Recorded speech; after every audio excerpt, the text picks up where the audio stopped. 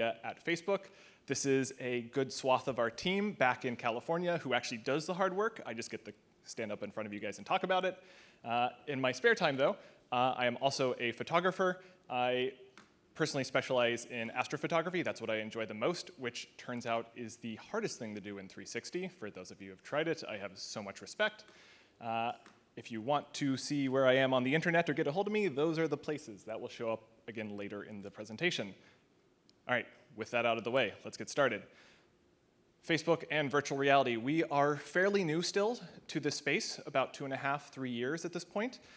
Everyone here is probably familiar with Oculus. However, we know that in order for virtual reality to be successful, there needs to be a thriving ecosystem of VR native content that you can access once you are in VR. And so towards that goal, Facebook proper, we started working on how do we support that ecosystem? How do we support you? How do we support other creators? How do we support the general population at large to understand what is 360, what is immersive media, and create it themselves and consume it? So towards that goal, in 2015, just 2.5 years ago, time goes fast, we released 360 videos on Facebook. The next year, 2016, released 360 photos. Last year, Live 360 and 360 photo capture within Facebook. We released the Facebook 360 app and the Spaces app so that on Oculus Go and Gear VR and Oculus Rift and HTC Vive, you would be able to access all of this immersive content. At the same time, we knew that monetization, being able to actually make a living off of producing this content around this ecosystem was very important. We introduced ad support and marketplace support and fun things like cover photo support. And finally, this year, just recently, we launched 360 photos in Facebook Messenger. I've said Facebook a lot and 360 a lot in the last paragraph and a half. Really, the entire goal here is you should start to be able to think about, and what we want everyone to be able to think about is 360 is just like a JPEG, it's just like a video, it's just like text. Anywhere across Facebook or Facebook's family of apps, you should be able to think of 360 as just, well, obviously it's going to be supported. That's just something I can use, something I can capture, something I can consume. It should just be a default expectation. So in 2.5 years, where are we now? So we recently crossed a rather sizable milestone, which is 100 million. And that 100 million is the total number of 360 photos that have been uploaded to Facebook since we started supporting them. That number is actually a little bit stale because that was towards the tail end of last year, and the growth has been accelerating. In addition, we have well over 1.5 million videos, 360 videos that have been uploaded. And once again, this is amazing. And what it lets us do is ask some questions, because this is enough where we can start to ask, how are people capturing 360 photos? What are the subjects of those photos? What are they capturing? And then finally, when are they taking them? Basically, what are the trends? What are the patterns? What can we learn from all of the Facebook 360 photos and videos? So let's start from the top. First one is, how are people capturing 360 photos? And the answer is, they're using their phone. This probably shouldn't be that surprising, but even though the number of 360 dedicated cameras has been growing rapidly the past few years, the camera you have on you, the camera that is accessible, is still the best camera for the majority of people. So people taking panoramas on their phone with the native camera app, or using the 360 photo capture ability within Facebook. The vast majority of content right now is coming from mobile phones. And so what this means of everything we're going to talk about from here on out is really about the ecosystem at large. It is not specifically for creator content, for professional content, but just every single person who is creating 360 content, what are they creating? And I think some of the trends we will see out of this still apply to creators, still apply to professionals. Even if we figured out crazy ways around some of the limitations, it doesn't mean those limitations aren't still there. Okay, so moving on. When are people capturing? So we have discovered, and once again, it probably is not that surprising if you think about it, that 360 content is very seasonal. Specifically, it is focused around summer vacations and winter vacations. And by the way, if people get bored of the actual talk, you can just enjoy all the pretty photos. I basically consider this an opportunity to force all of you to see my family vacation photos. So we now know people are primarily taking 360 photos with their phones. We know that it is very seasonal. They're taking them when they're on vacation. So then the next question is, what are people actually taking photos of? And the answer to that is scenic vistas. So you're on vacation in Yosemite, at the lake, at the ocean, and what are you doing? You're taking grand sweeping vistas. So we see tons of mountains, we see tons of lakes, tons of oceans, we see plains, we see cityscapes, we see stadiums, we see New York Times Square. Maybe what's more interesting, though, is not what people are taking photos of, it's what they're not taking photos of. Anyone have a guess of what people are not taking 360 photos of? And what else? What do we got? Food? Okay, food, pretty good one. I'd say food is probably accurate. The biggest gap that we found is people. People do not take 360 photos of people or pets. Probably also food. I'll have to go look that one up. However, this is really weird and almost kind of concerning because if you think about photography in general, typically if you are attempting to tell a story, you're attempting to tell a narrative, even if you're just trying to capture a friend's birthday party, almost all of those stories involve people. You take the same shot and you remove the people and it has a very different feel to it. And so the fact that we see significantly fewer people in 360 photos posted to Facebook, that means something. And so why might we be seeing that? Like we shouldn't see that. So a couple possible reasons. First, frankly, is because people are using phones, that face stitching often fails. And so you can end up in some very weird hybrid chimera situations where half a person's face is cut off. That's just not that great, unless you consider auto-waffles to be a feature. Second, it can be very long and kind of socially awkward to capture a 360 photo via your phone. If you have to tell everyone, don't move, I'm going to slowly pan for 10 seconds to try to capture everything around the room. Try telling that to a pet, try telling that to a baby, try telling that to a toddler, try telling that to a college student. It doesn't work. Finally, and this one goes, I think, beyond just phones, is it can be distracting. Honestly, a 360 photo can often be distracting from the main subject of that photo. If you think about it just purely from the number of pixels spent on the primary subject, especially with the current resolution, the current resolutions of 360 photos being taken, the person who might be the primary subject of the shot is now only accounting for a couple percentage points of the actual number of pixels, which means they don't look that great, and so you're likely not going to be posting that photo, even if it did an amazing job of capturing wherever you were. And so really there's a question here, which is how can we expand 360 to additional use cases? And to go back to the lens analogy that Maheen and Cliff used on Monday in the keynote, if you think about 360 as just another camera lens, that means it has things it's good for and things it might not be as good for. So for me personally, I have my 55mm f1.8 lens, which is just phenomenal for doing for portraits or any sort of close-up people shots. I have my 18mm f2.8 when I want to go out and do wide sweeping astrophotography shots. I have my telescopes here when I want to actually do deep field nebulas and galaxies.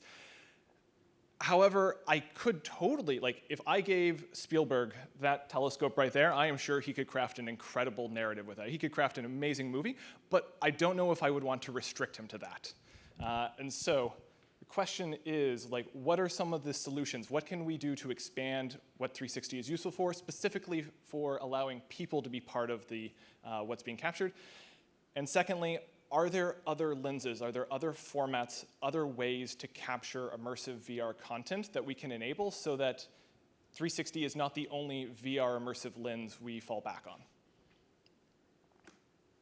So, as far as 360 goes, there are some things we can do and some things we are actively working on. First off is better face stitching, because frankly, we have to fix the fact that if people are using a phone to capture, then you need to be able to capture the face without cutting them in half. Second is around alternate projections. So when Ben was doing his talk, I think that was on Monday, I showed a lot of little planets. Turns out little planets are an amazing way to put the focus back on the people, to start allowing you to frame your shots again. Kind of awesome. Doesn't work quite as well in VR, but works amazing on mobile, on web, and other flat surfaces. Third, depth of field and lighting. We also saw some cool demos earlier this week around doing artificial depth of field, allowing you to change the focal point of the image itself. Same thing for lighting. A lot of interesting stuff here that we should explore. And a lot of these are tools that photographers normally use. How do we adapt them? How do we bring them into 360 so that you have the same level of creative control that you expect when you pick up a camera? And the final one, which is probably the hardest one to actually teach, but the easiest one to do theoretically from a tech standpoint, is just framing. The frame within a frame concept is fairly well established for photography. How do we do the same for 360? It's an education thing, but that's a little bit harder to pull off, but can have some cool results. Okay, so if these are possible solutions, some, not all, for how we can extend 360 content, how can we go beyond 360? What are other options we have on the table? These are a few of the ones that we are working on at Facebook and the ones I'm going to talk about. However, caveat to all of this, really the reason we are here, the reason we are having these conversations this week is because we want to talk with all of you to figure out, A, what can we do to make 360 better on Facebook, to make it more supportive? But second, what are other ways that we could be solving these problems? And so really that's a conversation we are looking forward to have with all of you this week and have been having. So first off, out of the box is 3D photos. And 3D photos, we just announced it at F8 a little over a month ago, I want to say. And if you have an iPhone 10 or iPhone X, depending on what you want to call it, if you take a portrait photo, we will extract the depth and end up with a really cool effect like this. So trying to, instead of saying the goal is to capture everything around you, instead trying to capture the depth, the feeling of being in a place. This feels awesome on your phone as you tilt around, but also feels really good in VR. It gives the ability for someone, for the photographer, to frame again. It brings a lot of the natural pieces of photography back into the fray, but also adds something new. Second is around 180.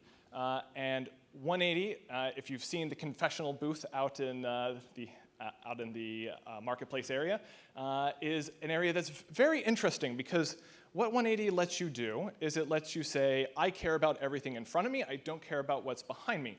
That can be awesome both from a, you know what, I'm in Yosemite, but I'm at the park stop, and everything behind me is a parking lot, and everything in front of me is gorgeous. Great. However, it really shines is the 3D piece of it. So being able to, say, have a conversation with someone, to be able to show and give focus to a single subject, to a single person, to a set of people, and say, this is what you should be paying attention to, 360 shines for, or sorry, 180 shines for. Also, you get to double the number of pixels you have focused on your subject, which once again kind of helps say this is the important thing. Finally, and frankly one of the areas I am most excited about is our point cloud project. Who here has had a chance to try the demo out in the marketplace so far? Okay, if you haven't, you should go and try it out. It is freaking amazing. Think of it as sometimes it is important to capture every detail of a scene. However, sometimes it's more important to capture the memory, the feeling of being in a place, and that's something we can do now. So photogrammetry, it's been around forever, but it really falls into the uncanny valley very quickly. If you are trying to do accurate mesh reconstruction and you end up with a hole in the wall or a protrusion from a clock or a TV or like the mirrors are weirdly aligned, like that feels wrong. And it takes very small amount of misalignment to break the illusion, to break the immersion. However, we've learned from like the uncanny valley in general is like if you move back up the curve, back up the other direction, you can get the feeling of being somewhere, the feeling of a place, the feeling of a moment, feeling of a time without having to have the detail and accuracy. And so with point clouds, we really were focusing on capturing the feeling of a place without having to capture the details. More specifically, with consumer-level hardware. Obviously, we're going to be able to do better if we have like more elaborate rigs. However, you should just be able to take your iPhone, walk around a space, take videos you've already taken, take videos from your childhood home or a place you want to visit, and be able to reconstruct those places and step back into them. Honestly, this is one of the most, these videos just do not do it justice. We have tried so hard to figure out how do you put it in video format, and nothing compares to putting a headset on and actually walking into a space. So, core takeaways. Really, just upfront, the reason we are here, what I said is we want to have these conversations with you because we know these are probably some of the answers. We know we probably got some of these wrong, but we want to figure out with all of you what that future looks like. However, if I can just leave you with a few things, 360 on Facebook is continuing to grow. It is doing incredibly well. It has found an amazing niche on doing landscape, immersive, scenic vistas. However, it is not the be-all and end-all right now. There are things we can do to improve it. There are other directions we can go. And really the hope is that, say 10 years from now, the next Spielberg, the next great videographer or photographer is going to have an entire arsenal of lenses, of immersive VR lenses, so that when they walk out and they see a scene, they instantly know which lens, which piece of equipment they pick up to capture that in the best format possible. And we no longer say, oh yeah, just grab a 360 camera. It will be so much more rich than that, and I super am looking forward to that. So thank you so much. Happy to take some questions.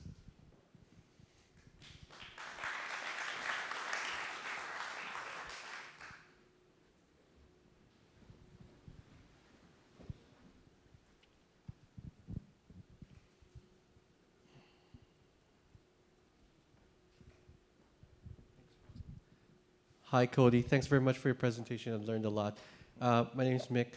So I have a question about the point clouds. So I understand that you've been using smartphones to generate those point clouds.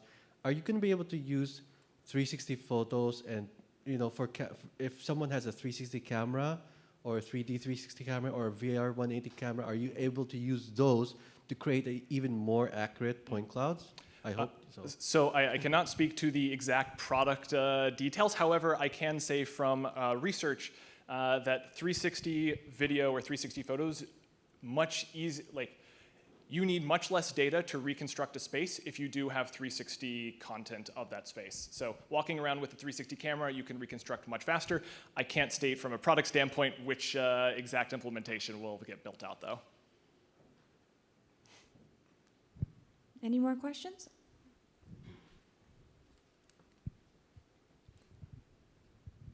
Sorry, been trying to access point clouds. Is there anywhere that software or anything can get downloaded, or is it only to upload? Right now, the only way you can experience it is going to the marketplace here and playing with it.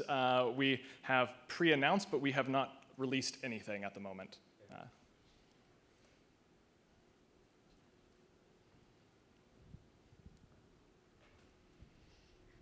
Thank you.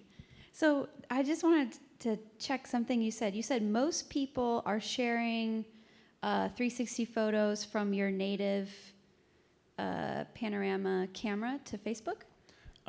So the majority of 360 photos shared to Facebook are via mobile. That may be the native camera app on their phone. They're just using the panorama mode. It could be that they're using the, if you go into Facebook, there is a 360 capture camera within the Facebook app. Yeah. Could be coming from that, but the majority are via phones. Oh, okay. Does that answer your question? Yes. Okay.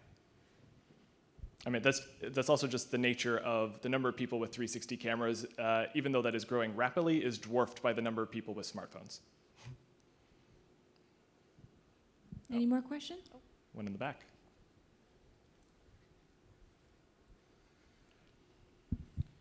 So technically, I think you have accommodated 360. You can even get that in your own photo of yourself. You can become also the page front and also can be there. So right now, is there any specific limitations in terms of technical requirements in terms of compression? Are you going to work to improve the quality? Because I believe that there's still issues there. So we are constantly working to improve both quality and compression and all of that.